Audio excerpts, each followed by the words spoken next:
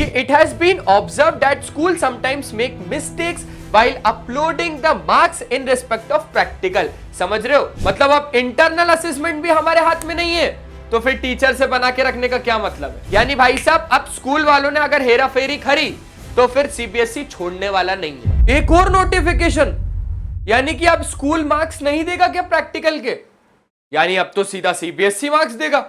मतलब अब internal assessment भी हमारे हाथ में नहीं है, तो फिर टीचर से बना के रखने का क्या मतलब है?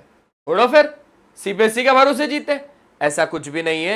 मैं आप लोगों को आज पूरा का पूरा नोटिस क्लियर कर देता हूं जो सीबीएसई ने बताया है।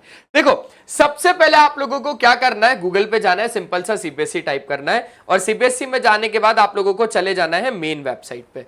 अब ये जो मेन वेबसाइट है ना, यहां पर आप लोगों को एक नोटिफिकेशन मिलेगा, circular regarding subject wise marks bifurcation of class 10th और 12th एग्जामिनेशन। आपको सबसे पहले इस पर क्लिक करना है। अब ये जो सर्कुलर है इसको अच्छे तरीके से आप लोगों के सामने पढ़ता हूं मैं, ठीक है? ऐसे बोल देते हूं कि भाई मैं भी पहली बार ही पढ़ रहा हूं। ये जो सर्कुलर है ये आया है 17 तारीख का। अब ये सर्कुलर क्या कहता है कि it has been observe that school sometimes make mistakes while uploading the marks in respect of practical. समझ रहे हो? जिस टीचर की जिस बच्चे से अच्छी बनती है वो मार्क्स तो पूरे ले जाता है, लेकिन जिसकी अच्छे से नहीं बनती वो टीचर तो गुस्सा निकाल देता है, वो टीचर तो भाई मार्क्स ही नहीं देता, तो टीचर से अच्छी बना के रखनी पड़ेगी इसलिए मार्क्स मिल जाएंगे। नहीं नहीं नहीं नहीं, अब ऐसा कुछ भी नहीं होने वाला। तो यहां पर क्या है, प्रैक्टिकल एग्जामिनेशन या तो फिर प्रोजेक्ट या फिर इंटरनल असेसमेंट क्लास 10th या 12th के schedule to start with respect to 1 January 2026 से लेकर 14 फरवरी 2026 तक।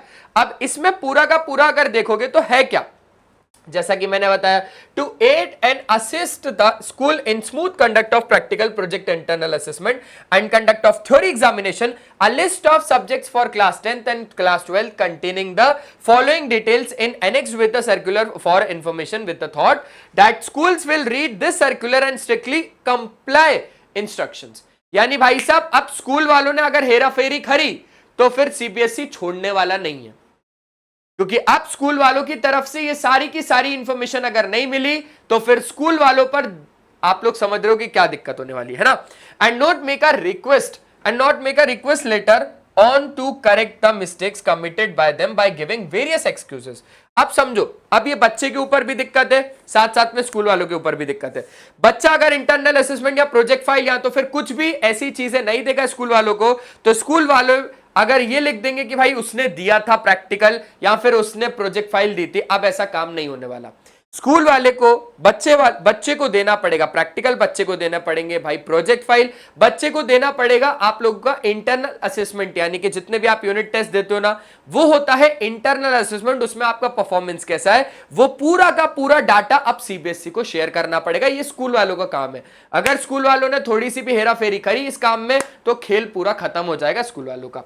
क्लास बतानी है ना, कौन सी क्लास का बच्चा है, सब्जेक्ट का कोड, सब्जेक्ट का नाम, maximum marks theory examination, maximum marks practical examination, maximum marks project assessment, maximum marks internal assessment, whether external examiner will be appointed for practical या प्रोजेक्ट असेसमेंट। हो सकता है ना कि बहुत सारे ऐसे एग्जामिनर आते भी है ना, कुछ लोग अपॉइंट भी करते हैं। Whether practical answer book will be provided by the board.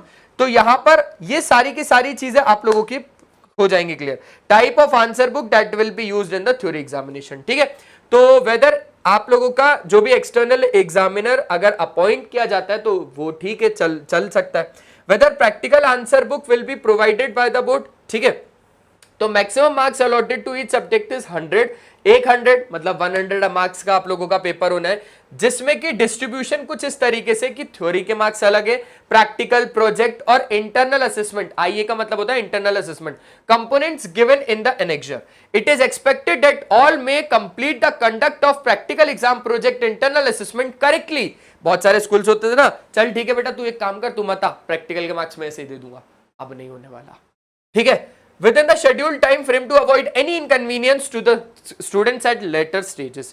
अब यहां पर ये चीज बोली किसने है, कंट्रोलर ऑफ एग्जामिनेशंस यानी संयम भारद्वाज सर ने ये चीज बोली है।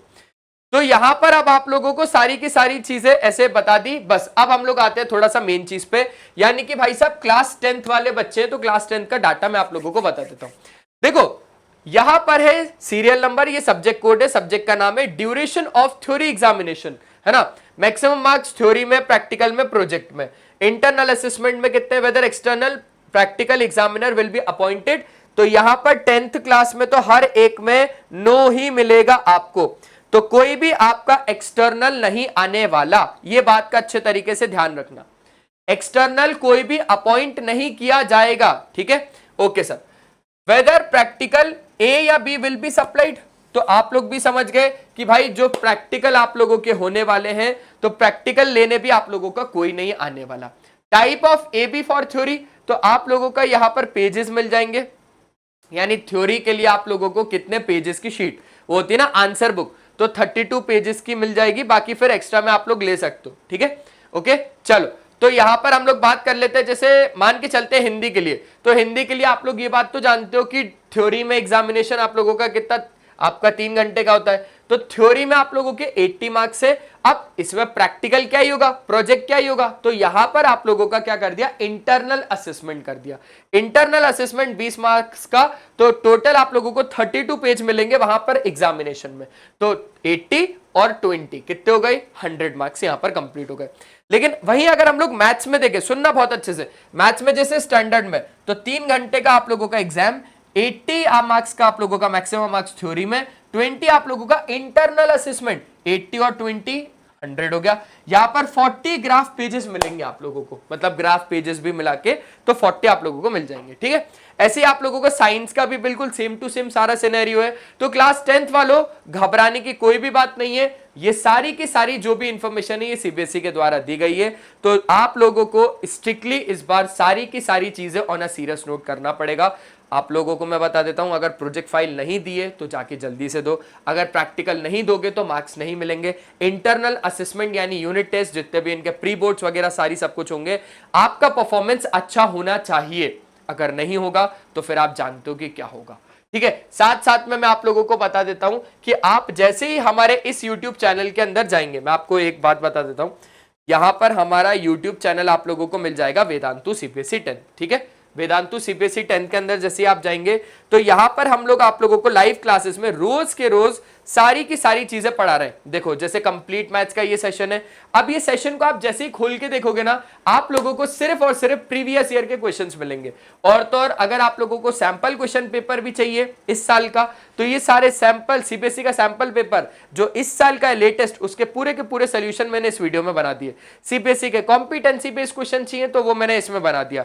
साथ साथ में अगर आप लोगों को आर डी शर्मा और आर एस अग्रवाल के कॉम्पिटेंसी बेस्ड क्वेश्चन चाहिए, वो इस वीडियो में आप लोगों को मिल जाएंगे। आप लोगों को एनसीईआरटी के सॉल्यूशन चाहिए, वो आपको इस वीडियोस में मिल जाएंगे, ठीक है। तो बस यही था सीबीएसई का अपडेट। मिलते हैं हम लोग नेक्स्ट सेशन में, तब तक के लिए बाय बाय, अपना ध्यान रखिए और हमेशा की तरह एक ही चीज, पढ़ाई करते रहना, क्योंकि वो बहुत ज्यादा जरूरी है, ठीक है। चलो बाय बाय।